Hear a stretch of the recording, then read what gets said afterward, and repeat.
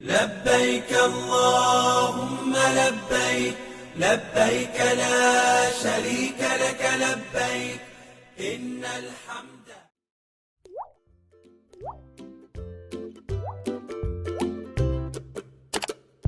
Langsung ya Bu. Hari ini gelombang kedua jemaah haji Indonesia mulai Ibu. tiba di Bandara Langsung. Internasional King Abdul Aziz Jeddah, Arab Saudi.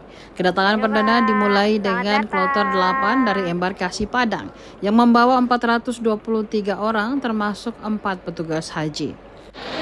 Setibanya di Jeddah, jemaah langsung diberangkatkan menuju kota Mekah tanpa singgah lama di bandara.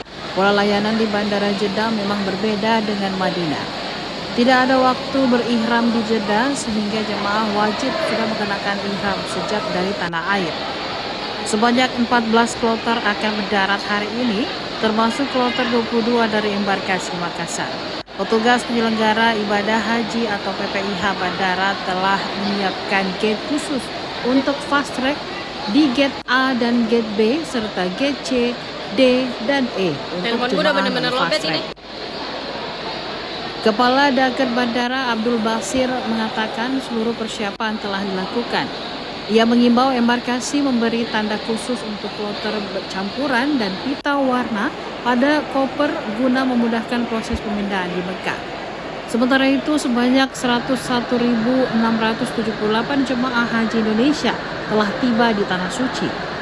Sebanyak 21.930 atau hampir 22% diantaranya adalah jemaah lansia. Mereka menjadi perhatian utama dalam penyelenggaraan haji tahun ini. Kondisi cuaca di Mekah sangat panas dan ekstrim. Suhu mencapai 42 hingga 43 derajat Celcius. Download Tribun X sekarang. Menghadirkan lokal menjadi Indonesia.